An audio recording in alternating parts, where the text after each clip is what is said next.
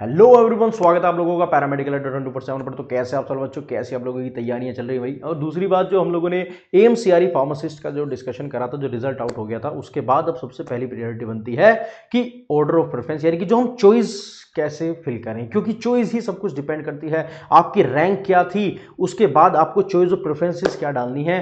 अगर ज़्यादा भी रैंक है तो भी कैसे अपने चॉइस फिलिंग के द्वारा अपने सिलेक्शन को कैसे बढ़ा सकते हैं, यानी कि कैसे हम जो है सीट लोग को ही कुछ समझकर, कुछ तोल भाव कर कर कैसे हम अपने चांसेस को थोड़ा सा बढ़ा सकते हैं, वो इस वीडियो के अंदर जानेंगे। और दूसरी बात कि कौन कौन से डॉक्यूमेंट्स लेकर जाने हैं। और तीसरे, जो सभी बच्चे पूछ रहे हैं कि सर एक्सपीरियंस लेटर कहाँ, उसका परफॉर्मा कहाँ पर है। कुछ बच्चे पूछ रहे हैं कि सर कास्ट सर्टिफिकेट बनवाना था, सर ईडब्ल्यूएस का सर्टिफिकेट, सर ये सारे सर्टिफिकेट्स कहाँ पर है, हम डॉक्यूमेंट्स किस प्रकार से प्रिपेयर करेंगे, तो सब कुछ इसी वीडियो के अंदर जानेंगे।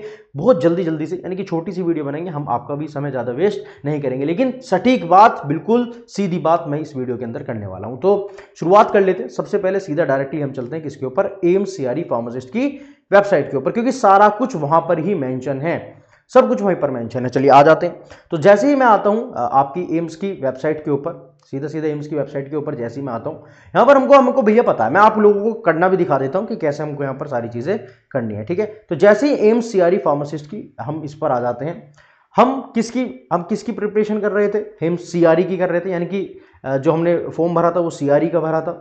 उसके अंदर हमने अभी जब रिजल्ट देखा था, तो रिजल्ट के अंदर सबसे महत्वपूर्ण चीज क्या थी, जो मैंने आपको बताई थी कि यहां पर रोल नंबर था, कैटेगरी थी, जेंडर था, मार्क्स ऑब्टेन्ड थी और रैंक थी। तो रैंक के हिसाब से सारी चीजें चल रही हैं। ठीक है, रैंक के सबसे ज्यादा चीजें चल रही हैं। अच्छा, ये अभी हम इसके बारे में भी बात करेंगे। उससे पहले मैं आप लोगों को बता देता हूं, यहां पर एक चीज मेंशन है, साफ साफ नीचे की तरफ एक चीज मेंशन है कि this is the provisional result. ये मैंने आपको उस दिन भी बताया था कि एक रिजल्ट जो है वो प्रोविजनल है। यहां पर साफ साफ लिख रखा है कि भैया ये रिजल्ट प्रोविजनल है। और इन्होंने जो है 8 टाइम्स, यानी कि इन्होंने कहा है कि जो लिस्ट ऑफ कैंडिडेट है, इन्होंने 8 टाइम्स ज्यादा कैटेगरी वाइज सीट्स को यहां पर डाला गया है। क्यों? क्योंकि कई बार क्या करते हैं कुछ बच्चे, किसी किसी जगह पर वैकेंसीज खाली रह जाती हैं। क्योंकि देखो, एम्स दिल्ली की लोग बाग ज़्यादा वैल्यू करते हैं, लोग जो जहाँ के रहते हैं वहाँ की ज़्यादा वैल्यू करते हैं। करना भी यही चाहिए कि जहाँ पर हो वहाँ की ही प्रेफरेंस को ज़्यादा भरा जाए। लेकिन कई बार क्या होता है कि लोग बाग इधर उधर के चक्कर में कहीं पर थोड़ी से लोग कम प्रेफर करते हैं, तो वहाँ पर जब सीट बच जाती है और ज़्यादा रैंक वाला बच्चा अगर वहाँ पर अप्लाई करता है तो उसके चांसेस वहाँ पर बढ़ जाते हैं।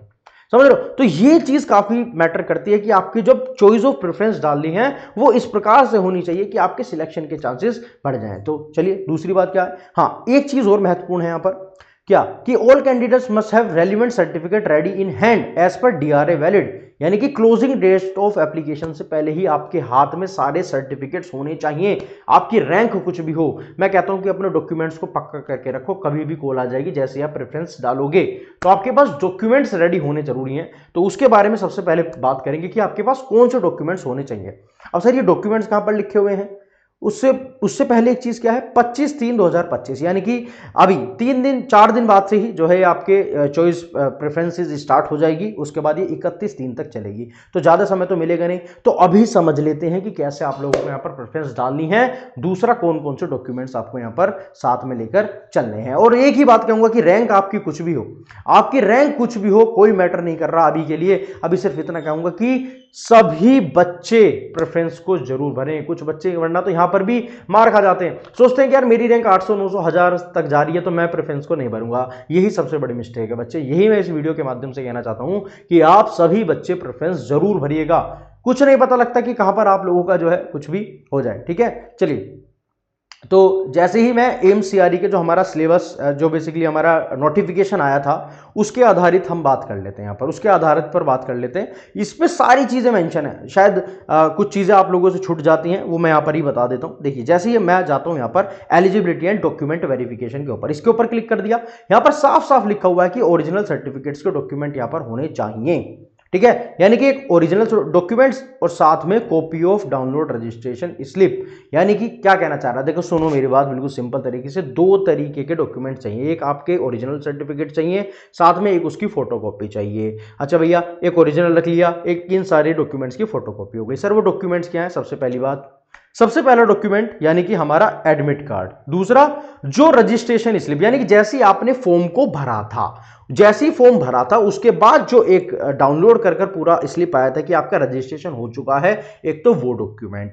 दूसरा बच्चे आपका एडमिट कार्ड, जो आपका एडमिट कार्ड था, एक वो डॉक्यूमेंट।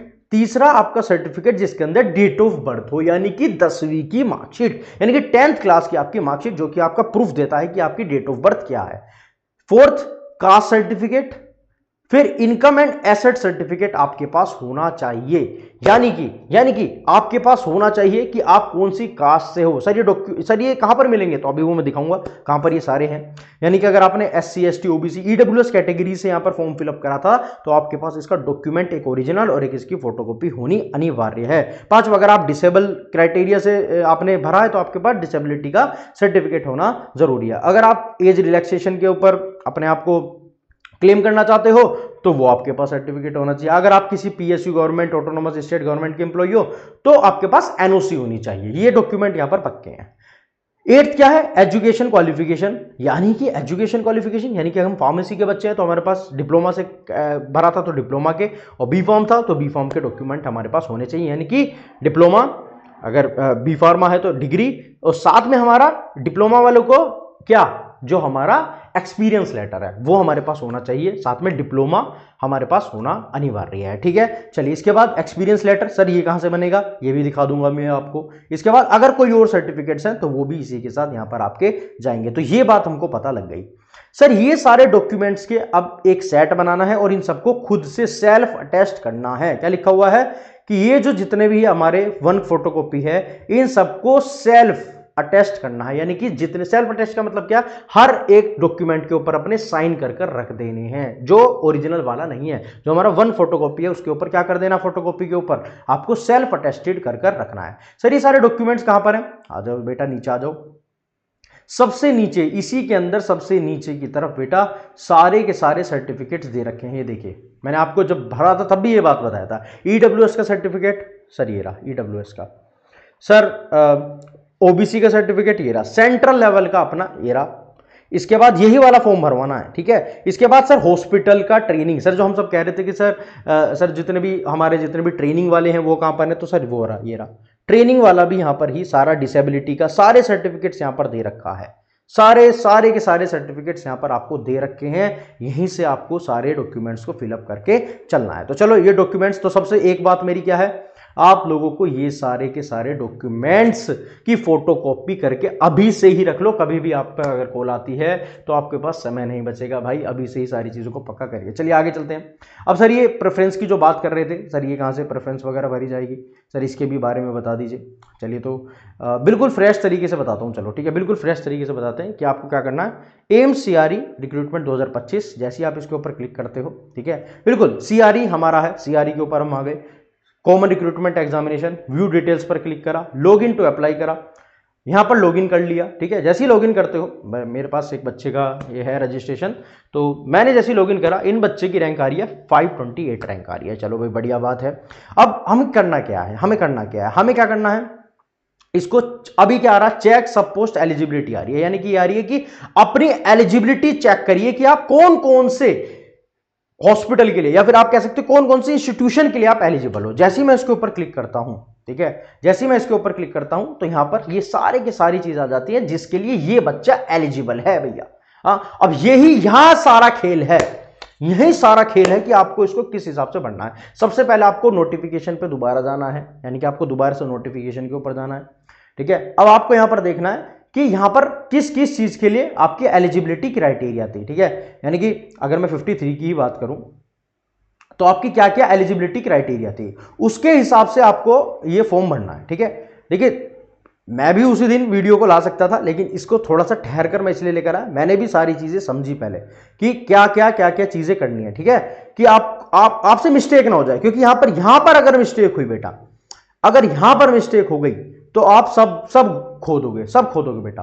ठीक है, तो बेसिकली बात सिर्फ इतनी सी है। सबसे पहले आपको यहां पर चीजें चेक करनी है कि जो आपने जैसे फार्मासिस्ट का आ गया हमारा, ठीक है, तो डिस्पेंसिंग अटेंडेंट के लिए क्या था, डिप्लोमा था। ठीक है, तो डिप्लोमा वाले बच्चे इसको देखेंगे। ठीक है, जिसमें बी फार्म एलिजिबिलिटी थी कुछ बच्चे उसको देखेंगे, यानी कि कॉपी पेन लेकर आपको यहां से प्रेफरेंस देखनी है कि किसके अंदर क्या क्या था, आपने किस किस कैटेगरी से करा था। ठीक है, आपको ये देखना कि कहां पर बी फार्म, कहां पर डिप्लोमा एलिजिबल है। ठीक है, उसके बाद आपको फिर दोबारा से अपने उसके ऊपर आना है, जैसे ही आपकी प्रेफरेंस वाली चीजें आ जाएंगी, आप जैसे ही उसके ऊपर लॉगिन करोगे अपना दोबारा से बैठकर तसल्ली से करोगे, सब काम तसल्ली से करना है, इसमें कोई जल्दबाजी नहीं करनी। जैसे कि ईएसआईसी आ रहा है, ईएसआईसी असम आ रहा है, आंध्र प्रदेश आ रहा है, छत्तीसगढ़ आ रहा है, जम्मू कश्मीर आ रहा है, राजस्थान, झारखंड, कर्नाटक, मध्य प्रदेश, तमिलनाडु, एम्स न्यू दिल्ली। ठीक है, इसके बाद वेस्ट बंगाल, दिल्ली एनसीआर, चंडीगढ़, हाँ, और इसके बाद बिहार, और इसके बाद आ रहा central armed police forces institute of medical sciences. तो अब ये एलोपैथी, फार्मासिस्ट, ये सब आ रहे हैं। अब सबसे पहले कर्तव्य बनता है, देखिए प्रेफरेंस सारी ही भरनी है, कोई नहीं छोड़नी है, ये बात आपको याद रखनी है। दूसरा, आपके घर के पास जो है, सबसे पहली प्रेफरेंस देखो, सभी क्या चाहते हैं कि मेरा भैया घर के पास सिलेक्शन हो जाए। दिल्ली रहते तो दिल्ली एमसी भरोगे, हाँ भैया, कर्नाटक रहते तो कर्नाटक भरोगे, महाराष्ट्र रहते तो महाराष्ट्र भरोगे। उसके बाद फिर उस ही कैटेगरी से जो आपके घर के थोड़ा नजदीक नजदीक है, उसके हिसाब से पूरी प्रेफरेंस बननी है, लेकिन सारी प्रेफरेंस बननी है, कोई भी प्रेफरेंस छोड़नी नहीं है। 25 तारीख को जैसे ही खुलेगा, वो भी मैं इसी के माध्यम से आपके सामने फिलअप करके दिखाऊंगा कि कैसे कैसे आपको फिलअप करना है। ठीक है, लेकिन उससे पहले आपका होमवर्क बनता है क्या, अपने सारे डॉक्यूमेंट्स को पक्का करके रख लो, डॉक्यूमेंट्स को पक्का करके रख लो, जितने भी मैंने बताई फोटोकॉपी के साथ सेल्फ टेस्ट करके सारे सर्टिफिकेट अपने पास रख लो, क्योंकि समय नहीं मिलेगा। और दूसरा, नोटिफिकेशन से उठाओ सारी चीजें कि कौन कौन सी चीजें में कौन कौन सी एलिजिबिलिटी क्राइटेरिया था, कौन कौन कहां पर था, और उसके बाद ये देखिए अपने लॉगिन करके कि आपके पे कौन कौन सी चीजों के लिए आप एलिजिबल हो, जिस जिस के लिए भी एलिजिबल हो, फिर उसके हिसाब से अभी से ही रिसर्च करना स्टार्ट कर दो और अपनी प्रेफरेंस को एक पेपर पर लिखकर रख लो। बेटा ये कोई होमवर्क नहीं बताएगा, इस होमवर्क को कर रख लो। सर्टिफिकेट्स भी बता दिए, नोटिफिकेशन के एंड में है, ये भी बता दिया कि कैसे प्रेफरेंस को अपने रखना है और कैसे कैसे आपको इन सबको खुद से ही एक कॉपी पेन लेकर अपने हिसाब से अपने घर के आसपास से ही स्टार्ट करना है। ठीक है, जैसे कि एक एग्जांपल दे देता हूं, कोई बच्चा मान लो एनसीआर के अंदर रहता है, तो उसकी सबसे पहली प्रेफरेंस क्या होगी, दिल्ली एम्स, भाई एम्स के पास है, फिर उसकी होगी दिल्ली एनसीआर का ईएसआईसी। ठीक है, उसके बाद फिर वो क्या चाहेगा कि भाई चलो मैं थोड़ा सा दूर चला जाता हूं, ठीक है, थोड़ा सा दूर चला जाता हूं, मैं क्या करूंगा, राजस्थान भर दूंगा। ठीक है, फिर सोचेगा कि चलो यहां तक भी बातचीत ठीक है, यहां तक भी बातचीत ठीक है, उसके बाद वो क्या सोचेगा, चलो चंडीगढ़ तक चले जाते हैं, फिर या फिर सेंट्रल आर्म, भाई अपने आप में एक आवश्यकता होता है, उसके बाद फिर नीचे नीचे बिहार, छत्तीसगढ़, फिर वो वाली कैटेगरी आनी स्टार्ट हो जाएगी। क्योंकि कुछ पोस्ट छूट जाती है, अगर किसी की ज्यादा रैंक है, वो बच्चा मायूस ना हो, वो बच्चा मायूस ना हो। देखिए चांसेस तो कम ही है ऑलरेडी, बट मायूस ना हो, अपने आप को स्ट्रेटेजिकली तैयार करिए, अगर चाहिए तो फिर वो इस तरीके से अपनी चीजों को बनाए कि हाँ अगर यहां पर भी होता है सिलेक्शन तो मैं जाने के लिए तैयार हूं, क्योंकि कुछ जगह पर छूट जाती हैं। ऐसा पहले पाया गया है कि कुछ जगह पर वैकेंसी खाली रह जाती है, जैसे कि दिल्ली है, एम्स दिल्ली पर बहुत भरमार होती है, ये हम सबको पता है। एम्स दिल्ली हर एक बच्चे का सपना होता है, सपना होता है, तो सबसे ज्यादा भीड़ होती है एम्स दिल्ली के लिए, सबसे ज्यादा प्रेफरेंस जाती है एम्स दिल्ली के लिए, समझ रहे हो। तो कुछ चीजें हैं जो कि खुद भी समझनी जरूरी है। ठीक है, तो आज होमवर्क क्या है, उठाइए पेन और सारी चीजों को प्रेफरेंस वाइज खुद देखिए, नोटिफिकेशन को उठाइए, उसके बाद गूगल करिए, सब कुछ देखिए, उसके बाद अपनी एक लिस्ट खुद से बनाइए। ठीक है, उसके बाद मिलूंगा मैं 25 तारीख को, फिर बताऊंगा कि कैसे आप लोगों को ये भी फिलअप करना है इसी वीडियो के माध्यम से। ठीक है, तो मिलते हैं अगली वीडियो के अंदर, तब तक आरआरबी की तैयारी कर रहे हो तो जो बच्चे आरआरबी की तैयारी करते रहिए, साथ में और भी पेपर आ रहे हैं, इंडियन सिपाही का पेपर आ रहा है, उसकी भी तैयारी करते रहिए। ओनली ऑन पैरामेडिकल अड्डा 24/7, मैं आपका दोस्त, आपकी तैयारी इसी प्रकार से कराता रहूंगा। मिलते हैं अगले वीडियो में, तब तक के लिए जय हिंद, वंदे मातरम, जय भारत, बाय बाय बच्चों।